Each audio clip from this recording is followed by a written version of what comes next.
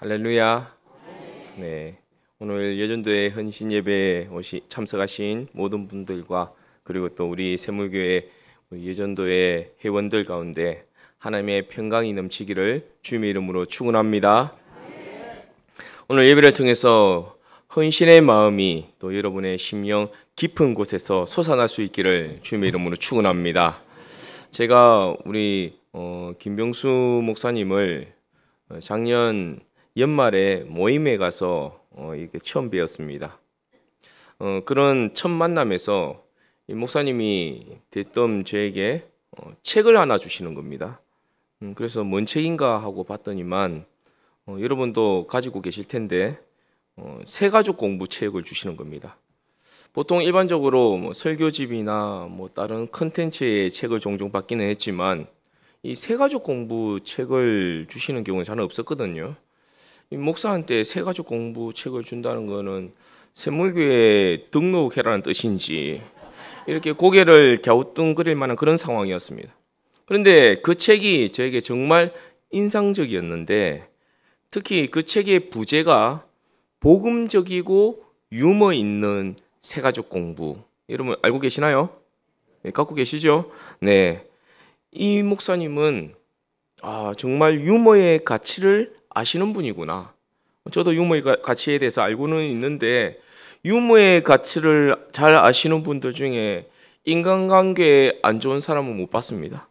그리고 유머의 가치를 잘 아시는 분들은 다 마음이 넓으시더라고요.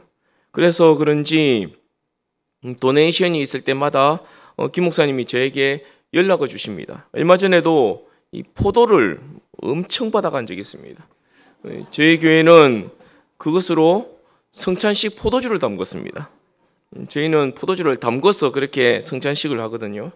이번에는 원래는 한국 국산 포도를 가지고 있는데 이 브라질 포도로 담궜기 때문에 이 성찬식 때 성령이 역사하셔서 브라질 방언이 나오지 않을까 하는 우려도 있습니다.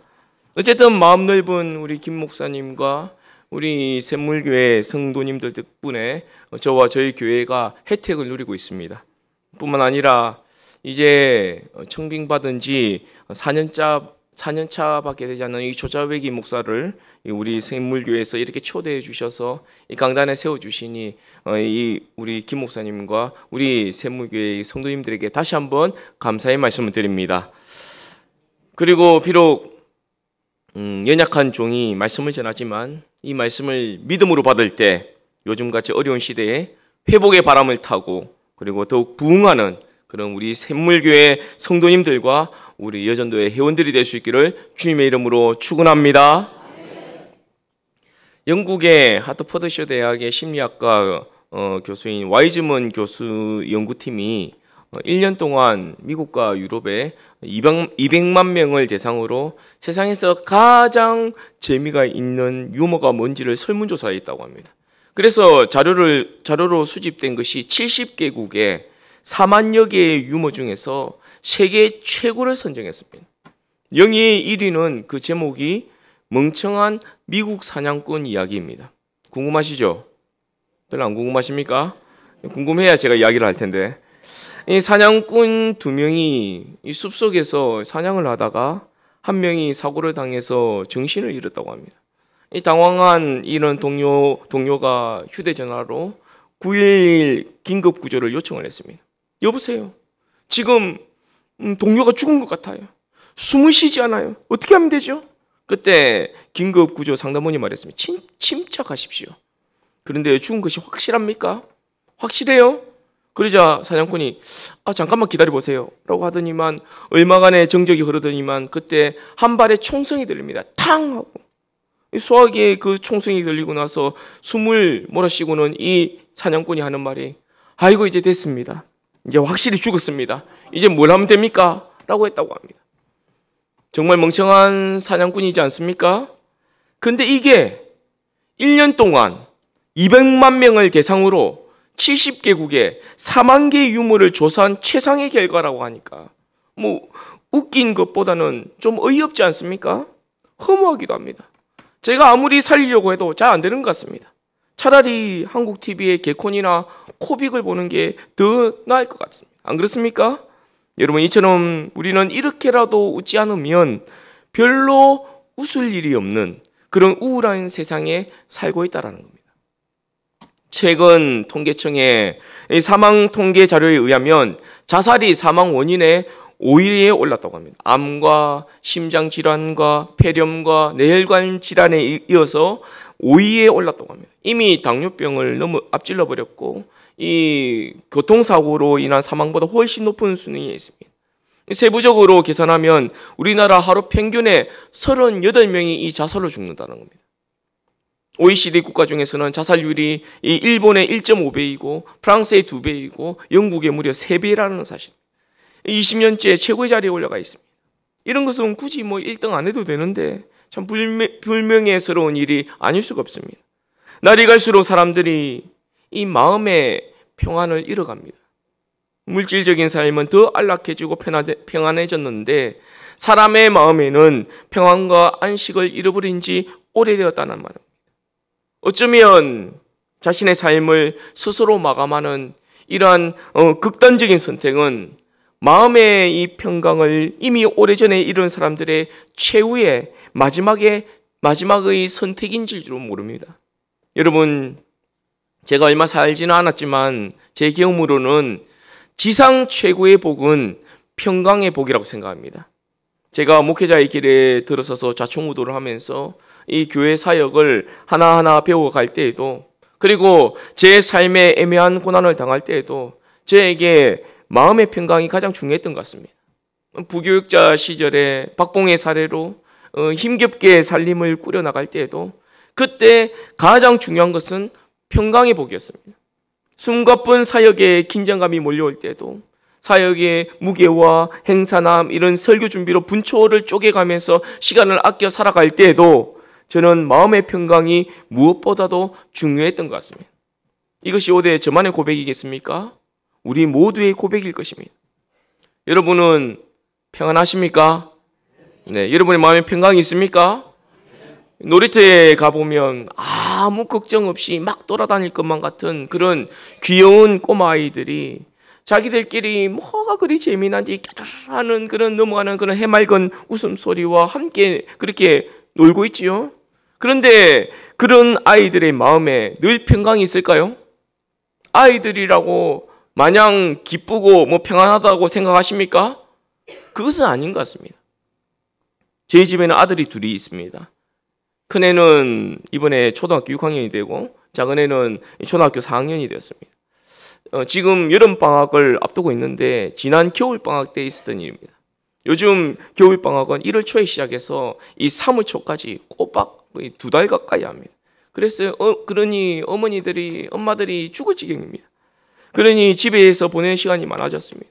그래서 저희 집에는 학교에서 내주는 숙제 말고 이 집에서 내주는 그런 하루치의 숙제가 따로 있습니다. 요즘 애들이 많이 하는 엘리하이요 아십니까? 유재석 씨가 선전하고 또 밀크티 이런 거. 개중에는 그거 먹는 거 아이가 하는 분도 계실 텐데 이 태블릿 PC로 하는 학습지를 말하는 것입니다. 그런 학습지와 더불어 하는 숙제가 있는데 그것이 바로 독서록입니다. 그게 뭐냐면 책을 읽고 이 느낀 점을 A4 용지 한 장에 이렇게 한 3줄에서 4줄 정도 이렇게 적는 겁니다. 그러면 A4 용지 한 장에 한 4권의 책의 분량의 독서록을 적을 수가 있습니다. 그렇게 4권의 책을 읽고 그 4권에 대한 그런 독서록을 제출하게 되면 용돈을 1,000원씩을 지급합니다. 그러면 아침에 일어나서 가장 먼저 하는 것이 책부터 읽고 독서록을 써놓는 게 아예 일상이 되어버렸습니다. 어렸을 때부터 돈 맛을 알아서 좀 그렇긴 합니다만은 원래는 이 큰애만 했었는데 이 둘째 아들도 함께 동참을 했습니다. 이 둘째 아이가 이 맞춤법이 좀 약해서 형과 함께 이렇게 독서록을 쓰는 것을 함께 동참시키도록 그렇게 했습니다.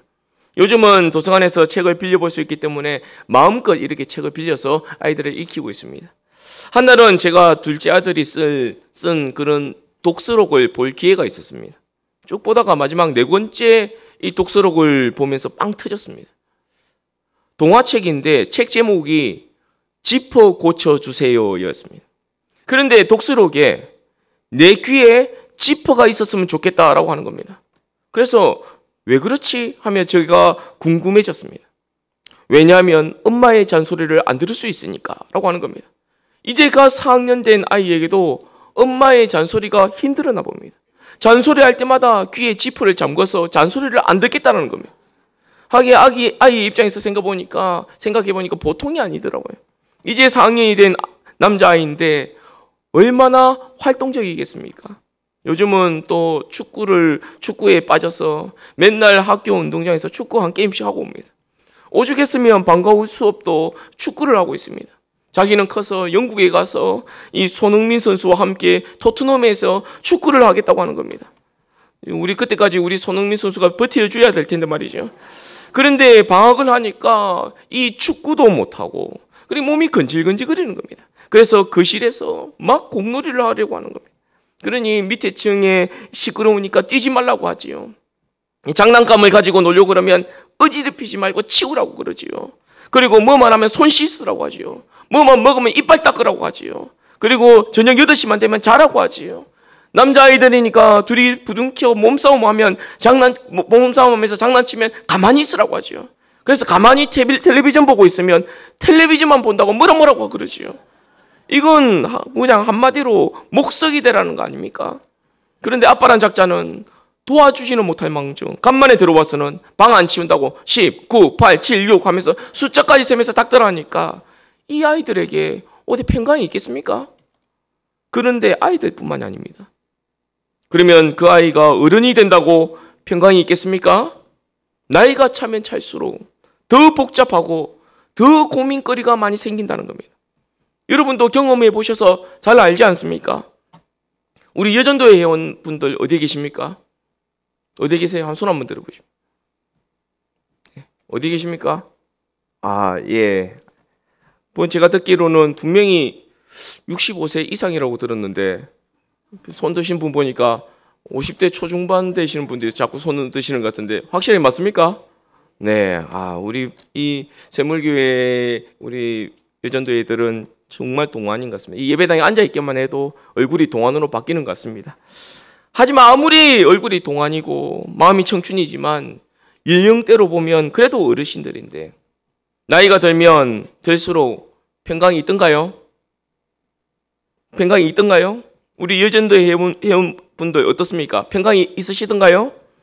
남편은 돈도 쥐꼬리만큼 벌어다 주면서 허구한 날 반찬 투정이나 해샀고 자식들은 내가 ATM 기계도 아닌데 맨날 내 앞에서 돈거리고 뭐 좀 더 안 주냐고 바라보는 놈이 있는가 하면 지보고 노후 책임질 할까봐 벌써부터 갱기하는 놈들도 있고 또 몸은 점점 노화가 되어서 이놈의 고관절은 삐걱삐걱거리고 허리도 무릎이고 온 만신이고 쑤시고 아프고 온몸이 종합병원이지요. 그러니 무슨 평강이 있겠습니까? 그럼 누구에게 평강이 있습니까? 부자라고 평강이 있습니까? 부자면 더 갖지 못해서 불안하고 있는 것 뺏길까봐 안절부절이지. 그러면 가난하면 평강이 있겠습니까? 가난하면 떼거리 걱정해야 되고 매일매일 돈 나갈 생각만 하면 밤에 잠도 안 옵니다. 그러면 결혼하면 평강이 있을까요? 그렇던가요? 결혼하는 그 순간부터 신경 써야 할 일들이 한둘이 아니지요. 서로 다른 환경에서 자라왔던 이 배우자를 서로 맞춰줘야 합니다. 그래서 신혼 초기에 엄청 싸우지 않습니까? 화장실 슬리퍼 구겨 신는다고 싸우고 치약을 밑에서부터 끌어올려서 안 짠다고 싸우고 양변기에 소변 볼 때 소변 튀긴다고 싸우고 집안 정리하면서 말도 안 하고 자기 물건을 마음대로 당근에 갖다 팔았다고 싸우고 그런 것 때문에 싸우면서 일희일비한다는 겁니다. 게다가 애까지 생기면 더 복잡하고 더 걱정스러운 일이 많이 생기죠. 그래서 영화 제목도 있지 않습니까? 결혼은 미친 짓이다. 여기에 공감하는 분도 계신 것 같은데 그렇다면 결혼 안 하면 평강이 올까요? 나 혼자 살면 평강이 올까요? 그런 것도 아닌 것 같습니다. 내가 하기 싫어서 결혼 안 한 것도 아닌데 보는 사람마다 물어봅니다. 자기가 시켜줄 것도 아니면서 결혼 안 한 것이 무슨 하자가 있는 것처럼 그런 것처럼 말이죠. 특히 명절 때는 그런 소리 듣기 싫어서 아예 집에 들어가기도 싫다라는 그런 청년도 봤습니다. 결혼 안 한 것이 오히려 더 미칠 노릇인 것입니다. 안 그렇습니까? 청년들 중에서 안 그렇습니까? 청년이 없습니까? 네. 그렇다면 어떻게 하면 이 평강을 얻을 수 있을까요? 누가 이 평강을 주실 수 있을까요? 네, 시편 29편 11절에 보면 여호와께서 자기 백성에게 힘을 주시며 여호와께서 자기 백성에게 평강의 복을 주시리로다. 아멘. 세상의 얄팍한 수준의 위로가 아니라 마음속 깊은 곳에서부터 올라오는 평강은 바로 우리 하나님만이 주실 수 있는 줄 믿습니다. 뿐만 아니라 십자가에 죽으시고 부활하신 후 이 예수님 또 제자들을 찾아가셔서 제일 먼저 빈 복이 뭔지 아십니까? 바로 이 평강입니다. 요한복음 20장 19절을 다 같이 읽어보겠습니다. 시작. 제자들이 유대인들을 두려워하여 모인 곳에 문들을 닫았더니 예수께서 오사 가운데 서서 이르시되 너희에게 평강이 있을지어다. 아멘. 부활하신 주님이 제자들에게 빈 이 평강의 복이 저와 여러분에게도 충만히 임하기를 주님의 이름으로 축원합니다. 오늘 본문에도 보면 모든 지각에 뛰어난 하나님의 평강이 그리스도 예수 안에서 너희 마음과 생각을 지켜주신다고 하셨습니다. 그런데 그냥 하나님의 평강이 우리의 마음과 생각을 지켜주신다고 하지 않았습니다. 7절에 보면 그리하면이라는 접속 부사로 시작을 합니다. 무슨 뜻입니까? 앞에 것들이 충분히 만족되면 그리하면 뒤에 것들이 이루어질 것이라는 뜻 아닙니까? 여기에는 조건이 있다는 겁니다. 그 충분 조건이 만족되어지면 하나님의 평강이 우리의 마음과 생각을 지켜주신다고 말하고 있습니다. 오늘 헌신예배 오신 여러분과 우리 예전도회 회원들은 이런 하나님의 평강을 가지고 헌신하시길 간절히 바랍니다.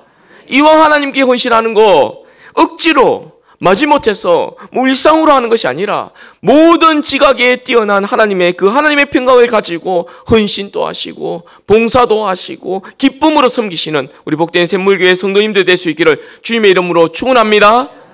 오늘 본문은 하나님의 평강이 임하려면 우선 세 가지가 충족되어야 된다라고 말하고 있습니다. 오늘 여러분들과 그 내용을 하나하나 살피면서 세상에서 얻을 수 없는 억만금을 주고도 살 수가 없는 그 하나님의 평강을 가지고 기쁨으로 헌신하는 여러분이 될 수 있기를 간절히 바랍니다. 그래서 남들은 다 힘들고 어려운 세상이라 하지만 그런 상황 속에서도 우리의 헌신이 더욱더 빛이 나고 나이가 더 들고 차가운 겨울바람이 분다고 하더라도 우리는 더 이상 움츠리지 않고 세상이 우리를 삼키려고 해도 끄떡이 없는 그런 믿음의 헌신자들이 될 수 있기를 주님의 이름으로 축원합니다.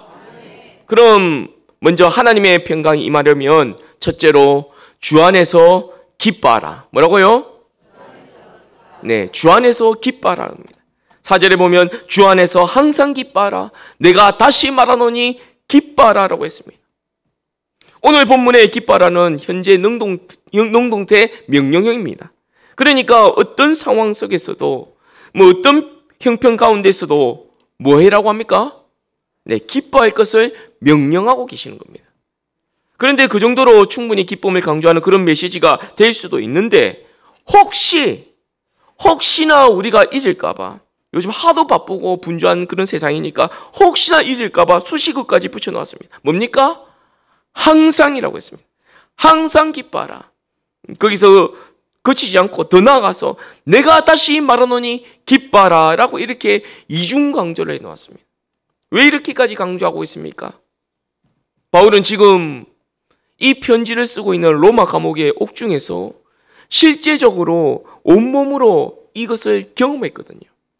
기쁨을 빼앗겨버린 그 순간 로마의 감옥은 더 이상 감옥이 아니라 지옥이란 것을, 그래서 옥중에 있는 바울 못지않게 환난과 핍박 가운데 있는 빌립보 성도들에게 편지하면서 강조하고 또 강조하고 있는 것입니다. 그래서 C.S. 루이스의 천국과의 지옥의 대화라는 그런 작품에서 천국 문 앞에 서 있는 경비원은 천국에 들어오는 그런 사람들에게 한 가지 질문만을 한다고 합니다. 그게 뭔지 아십니까? 그것은 당신은 예수를 알게 됨으로써 참을 수 없는 그런 기쁨을 갖고 있습니까? 라는 질문입니다. 사랑하는 샘물교회 성도 여러분, 예수님 때문에 참을 수 없는 그런 기쁨의 사람이 될 수 있기를 간절히 바랍니다. 그러나 오늘 우리의 관심은 기쁨의 가치도 알겠고 이런 기뻐하는 것이 좋다는 것도 알겠는데 기뻐하는 것이 왜 평강의 조건이 되느냐 하는 것입니다. 하나님의 평강이 우리의 마음과 생각을 지키시도록 하는 데 있어서 이 기쁨과 무슨 관계가 있느냐는 겁니다. 바울은요, 이 기쁨과 평강의 상관관계를 정확하게 알고 있었습니다. 바로 평강이 무너지는 그 순간, 무슨 이유든지 우리 마음에서 하나님의 평강을 빼앗겨버리는 그 순간, 그 첫 신호가 어떻게 나타난다는 겁니까? 기쁨이 사라지는 것으로, 표정이 싸늘해지는 것으로. 딱 보면 압니다. 새초롬한 그런 표정을 짓고 있죠. 잠언 15장 13절에 보면 마음의 즐거움은 얼굴을 빛나게 하여도 마음의 근심은 심령을 상하게 하느니라 라고 했습니다. 바울은 이 상관관계를 정확하게 알았기에 기뻐하라고 그렇게 강조하고 있다는 겁니다. 사랑하는 여러분, 우리가 하나님의 평강을 빼앗기지 않기 위해서라도, 복 중에 복이라고 할 수 있는 이 평강의 복을 위해서라도 날마다 주 안에서 기뻐할 수 있기를 주님의 이름으로 축원합니다. 그런데 문제는 기뻐하려고 해도 어떻게 하는 것이 기뻐하는 것인지를 잘 모른다는 게 문제입니다. 여러분, 어떻게 하는 것이 기뻐하는 겁니까? 특히 무뚝뚝한 이 경상도 사람들은 더 잘 모릅니다. 우리는 보통 본문에 기뻐하라는 것을 굉장히 정적인 것으로 이해를 합니다. 그래서 본문을 읽으면 그냥 생각만으로 뚱하게 기뻐하라고? 그럼 기뻐해야지. 그리고 끝입니다. 뭘 기뻐하는 것입니까? 그런데 여러분, 이 영어 성경에 보면 본문의 기뻐하라를 rejoice로 이렇게 번역을 해놓았습니다. 뭡니까? 크게 기뻐하라는 것입니다. 여러분, 어떻게 하는 것이 크게 기뻐하는 것일까요? 그것은 정적으로 이해하려고 하면 도저히 제가 설명할 수가 없습니다. 반드시 동적인 요소가 들어가야 풀리는 것입니다. 따라해 볼까요? 크게 기뻐한다는 것은 크게 웃는 것이다. 크게 기뻐한다는 것은 크게 웃는 것이다. 네, 웃음은 기쁨의 외적인 표현입니다. 우리 내면의 기쁨은 웃음이나 미소로 반드시 표현되어지게 되어 있습니다. 내가 다시 말하노니 기뻐하라는 것은 단지 생각만으로 기뻐하라가 아니라 실제로 웃으라는 것입니다. 내가 말하노니 크게 좀 웃으라는 것입니다. 그런데 여러분, 웃을 일이 있습니까? 저는 얼마 전에 소소하게 웃을 일이 있었습니다. 제가 지금 사역하는 교회가 이 주례 지역에 있는데 옛날 서울 유병원 자리에 있는 주안교회입니다. 하루는 제가 교회에서 설교 준비를 하다가 식사 때를 놓쳐서 배도 고프고 기분도 좀 그렇고 해서, 배고프면 사람이 좀 우울해지잖아요. 그래 바람도 좀 쐴 겸 이렇게 먹을거리를 사러 교회 바로 앞에 있는 농축산 마트에 갔었습니다. 그 마트는 그나마 저희 동네에서는 꽤 큰 마트입니다. 그래서 우유를 하나 사고 그냥 가려고 하다가 최대한 몸에 안 나쁠 것 같은 요즘 쇠고기 미역국 라면이라고 있더라고요. 그것도 하나 사고 또 뭐 누룽지 같은 것도 하나 사고 해서 계산하려고 하는데, 카운터에서 계산해 주던 이 직원이 영수증을 주더니만 조용히 이 고객센터로 한번 가보라는 겁니다. 그래서 저는 영수증에 뭘 계산을 잘못해서 그런가 싶었는데 갑자기 고객센터 쪽에서 사람이 오더니만 특별 이벤트 300번째 손님에 당첨되었다고 하면서 화장지 30롤 한 박스를 주는 겁니다. 저는 지금껏 살아오면서 이런 거 당첨된 적이 한 번도 없었거든요. 그래서 기분이 더 얼떨떨했습니다. 저는 목양실에 오자마자 이 소식을 도대체 누구한테 먼저 전할까 고민을 하다가 제일 먼저 사랑하는 와이프에게 연락해서 내가 300번째 손님에 당첨됐다고 자랑을 했습니다. 그러면서 앞에 있는 거울을 보는데 제가 막 자랑하면서 신나게 웃고 있는 제 모습이 보이는 겁니다. 조금 전까지만 해도 제가 배고파서 당이 떨어져 우울해했었는데 그런 저를 하나님이 웃게 하시려고 이런 이벤트를 허락하게 하신 것 같아서 감사했습니다. 여러분, 혹시 이 가운데 우울하신 분 계십니까? 시간 되면 저희 교회 앞에 있는 농축산마트에 가셔서 장을 보시기 바랍니다. 혹시 압니까? 하나님이 1000번째 손님으로 당첨돼서 어마어마한 상품을 주실지. 여러분의 얼굴에 이런 웃음이 끊이지 않기를 소망합니다. 행복한 웃음소리가 넘쳐나기를 간절히 소망합니다. 그러므로 오늘 본문을 이렇게 고쳐 읽어도 크게 틀리지 않을 것 같습니다. 오히려 우리에게 더 와닿을 수도 있습니다. 한번 읽어볼까요? 우리 자막 한번 띄워주실까요? 네, 다 같이 한번 읽어보겠습니다. 시작. 주 안에서 항상 웃으라. 내가 다시 말하노니 좀 웃으라. 다시 한번 읽어보겠습니다. 시작. 주 안에서 항상 웃으라. 내가 다시 말하노니 좀 웃으라. 네, 좀 웃어봅시다. 네, 좋습니다. 크게 웃으신 분이 계신데, 웃음하기 아버지라 일컫는 이 노먼 카슨 박사는 웃음이야말로 내면 세계의 깊숙한 마사지다. 체내에서 하는 자깅이다 라고 했습니다. 이 웃음이야말로, 다시 말하면 이 기쁨이야말로 하나님의 평강을 유지하고 빼앗기지 않기 위한 그런 방법이라는 사실을 기억하고 우리의 삶에, 우리의 몸에 체질화할 수 있기를 주님의 이름으로 축원합니다. 우리 샘물교회 당회장 되시는 우리 김병수 목사님 보시면 얼마나 웃는 상입니까? 안 그렇습니까? 그런 관상을 웃상이라고 하죠. 입도 크시고 눈도 크셔서 조금만 근육을 이용해서 웃어도 한박 웃음처럼 보이죠. 저는 그게 참 부럽습니다. 저는 입도 작고 눈도 조그만해서 웬만한 근육을 다 동원해도 인상이 별로 안 좋다는 말, 좀 세 보인다는 그런 말을 들어서 우리 김 목사님 같은 그런 웃상을 보면 제가 참 부럽습니다. 지금 오늘 김 목사님 안 계셔서 제가 안타깝습니다만은 그 웃상을 한번 보고 가려나 했더만은, 네, 어쨌든 우리 여전도의 회원님들도 우리 담임 목사님을 본받아서 얼굴에 이런 웃음이 가득하기를 간절히 바랍니다. 웃음이 습관이 되길 바랍니다. 웃는 얼굴에 침 뱉는다고 합니까? 못 뱉는다고 합니까? 네, 그런데 웃음도 잘 웃어야 합니다. 비웃으면 바로 침 뱉어버립니다. 비웃는 웃음 말고 정말 주님이 주신 평강의 웃음으로 헌신하며 삶을 유지하는 우리 샘물교회 성도님들과 우리 여전도의 회원님들 될 수 있기를 주님의 이름으로 축원합니다. 다음으로 하나님의 평강이 임하려면 어떻게 해야 합니까? 둘째로 관용을 베풀라. 뭐라고요? 네, 관용을 베풀라라고 있습니다. 5절을 한번 보시기 바랍니다. 너희 관용을 모든 사람에게 알게 하라. 주께서 가까우시니라. 하나님의 평강이 임하려면 너희 관용을 모든 사람에게 알게 하라고 하셨습니다. 첫 번째 기뻐하는 것이 지극히 개인적인 것이었다면 이 두 번째 관용은 사람들과의 그 관계를 전제로 한 것입니다. 관용이 하나님의 평강을 우리의 마음에 유지시키는 중요한 열쇠로 소개된 이유가 바로 여기에 있습니다. 우리가 늘 걸려 넘어지는 평강의 걸림돌이 뭡니까? 바로 관계의 문제입니다. 고부간의 갈등이나 이런 부부간의 갈등이나 부모 자식 간의 갈등의 문제, 직장 동료 간의 그런 갈등의 문제, 성도 간의 그런 갈등의 문제, 친구 간의 그런 갈등의 문제, 다 이 관계의 문제를 풀지 못하면 평강은 원천적으로 불가능하다는 겁니다. 관계의 문제를 풀지 못하면 있던 평강도 다 깨뜨려져 버렸기 때문에 이 평강의 조건으로 관용을 이야기하고 있는 것입니다. 그런데 이런 관용을 누구에게 베풀라고 합니까? 모든 사람에게. 내게 득이 되는 사람에게만 베풀라는 것이 아닙니다. 나의 후견인이 되어주고 나를 도와줄 사람에게만 관용하라는 것이 아닙니다. 그 정도는 누구나 충분히 다 하고 있습니다. 마음에 들지 않지만 상당한 힘과 권력만 있어도 뭔가 손해를 끼칠 사람에게 내가 먼저 고개를 숙인다는 그 정도의 관용은 이미 세상도 다 하고 있습니다. 에이 더럽지만 내가 해준다 그냥 뭐 이런 식은 우리가 자주 하고 있지 않습니까? 그러나 우리는 어떤 사람까지도 관용을 해야 합니까?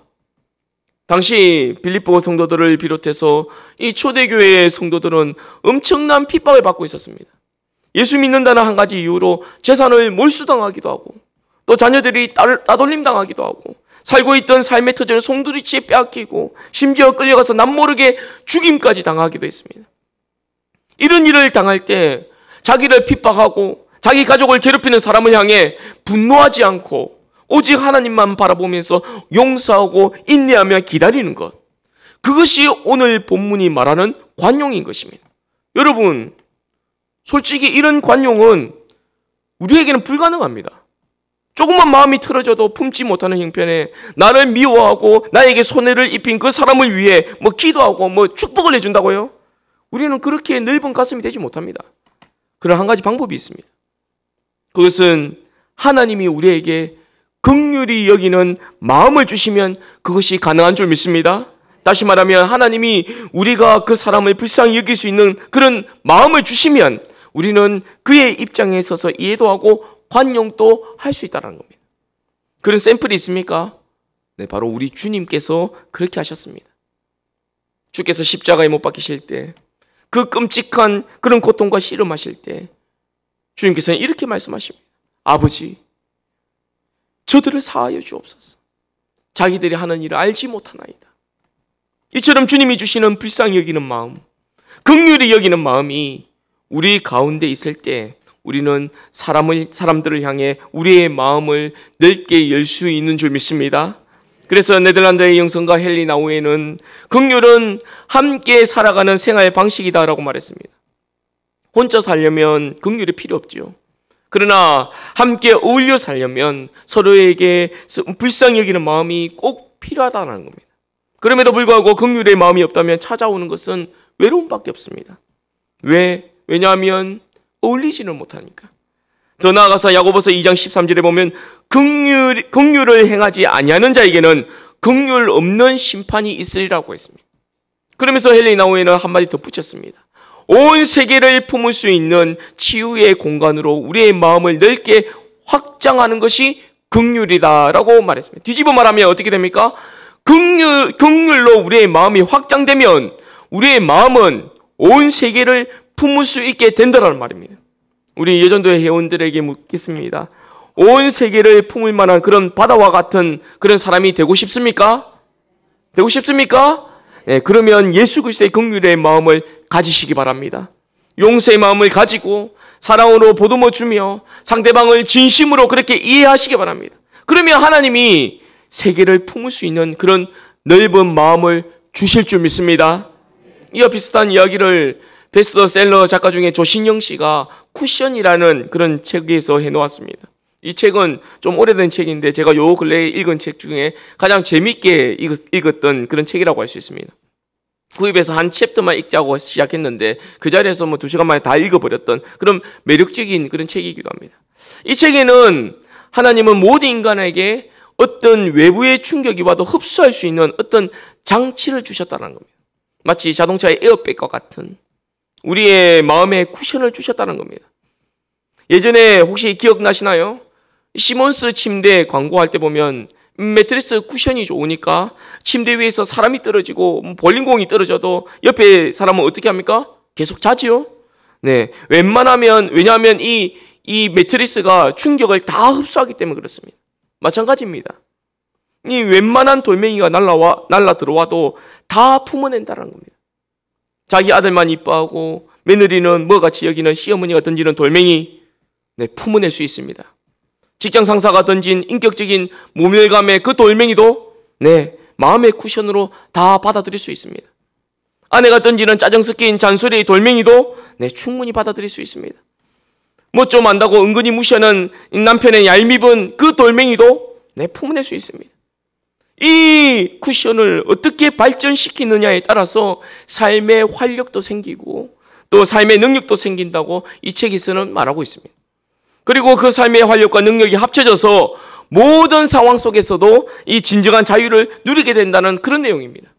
이 책에서는 이 대인관계를 위한 이 마음의 쿠션을 어떻게 발전하고 넓혀갈 수 있는지 구체적으로 설명하고 있지는 않지만 이 예수님과 헨리 나우에는 이미 해답을 제시했습니다. 그게 뭡니까? 긍휼히 여기는 마음으로. 여러분, 긍휼히 여기는 마음으로 대인관계의 그 쿠션을 넓혀갈 수 있기를 간절히 바랍니다. 우리 여전도의 회원 중에 시댁에 가면 살살 신경 끄는 얄미운 그런 동서나 같은 교회 안에서도 속을 끌고대는 그런 집사님이나 권사님이나 장로님들이 있죠.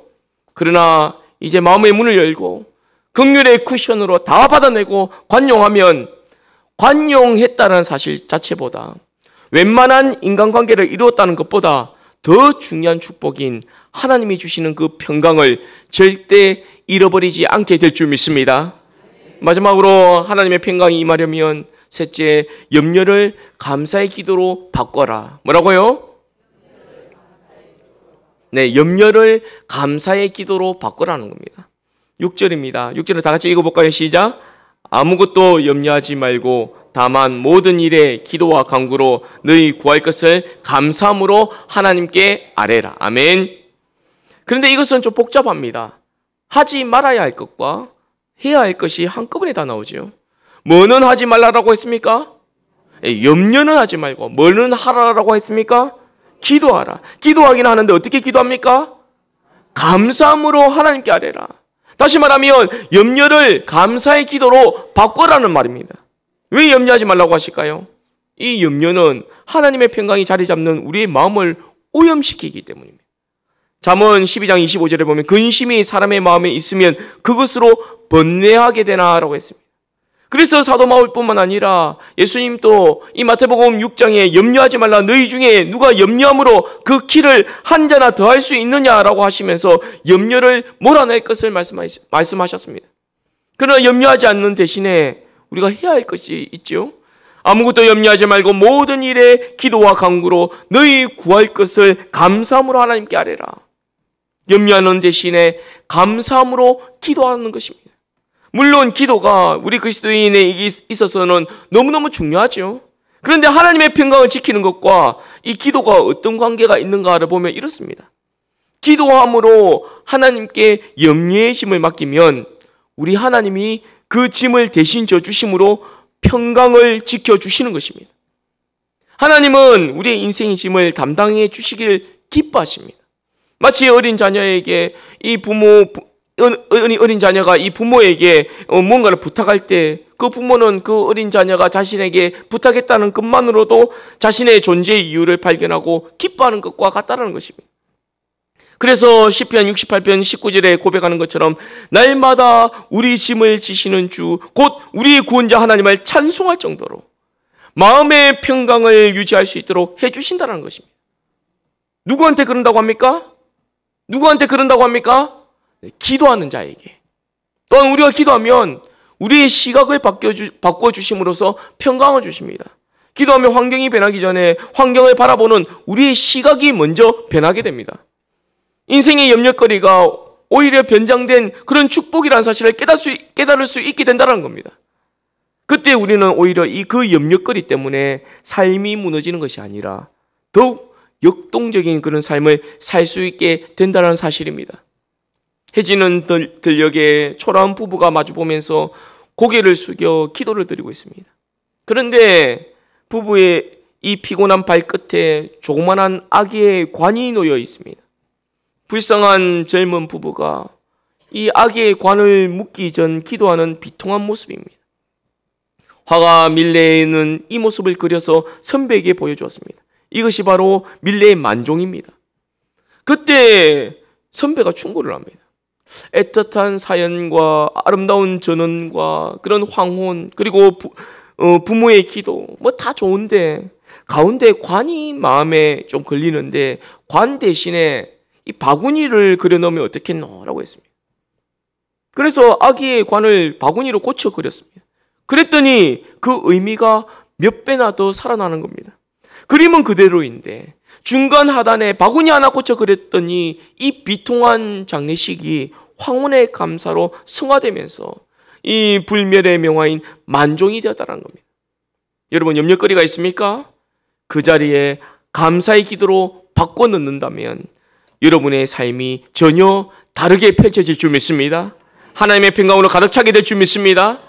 말씀을 맺겠습니다. 우리는 평강을 위해 한 몸으로 부르심을 받았습니다. 골로새서 3장 15절을 다 같이 읽겠습니다. 시작. 그리스도의 평강이 너희 마음을 주장하게 하라. 너희는 평강을 위하여 한 몸으로 부르심을 받았나니 너희는 또한 감사하는 자가 되라.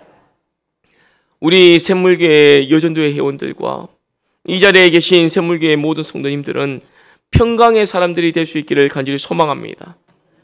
자신만 평강을 누리는 것이 아니라 다른 이에게도 평강을 나눠주는 그런 평강의 헌신자들이 될 수 있기를 간절히 바랍니다. 그러므로 주 안에서 날마다 기뻐하시길 바랍니다. 지금도 잘 웃고 계신데 좀 더 잘 웃으시길 바랍니다. 하나님의 일을 하면서도 좀 웃으면서 하시기 바랍니다. 여러분이 웃으면서 사명을 감당하면 여러분의 얼굴을 보고 은혜를 받습니다. 누가요? 새 가족들이요. 또 누가요? 샘물교회 주일학교 다음 세대들이요. 또 누가요? 우리 당회장 김 목사님이요. 그러므로 좀 웃으면서 하시기 바랍니다.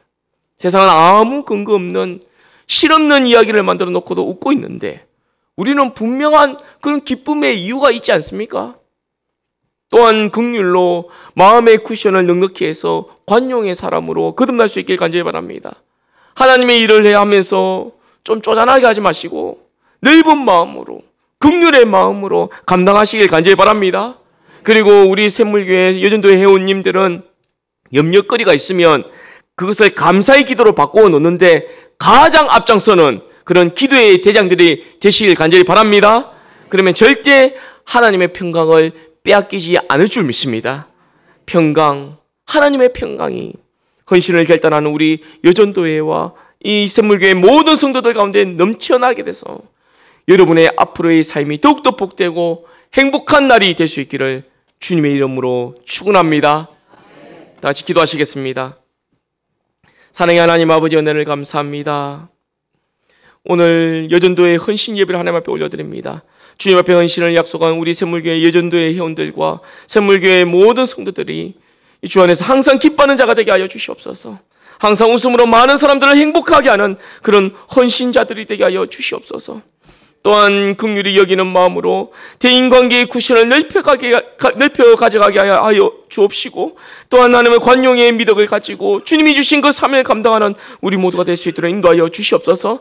또한 염려를 감사의 기도로 바꾸어서 절대 하나님의 평강만은 잃어버리지 않도록 주님 붙들어 주시옵소서. 이 모든 말씀 예수 그리스도의 이름으로 간절히 기도드려옵나이다. 아멘.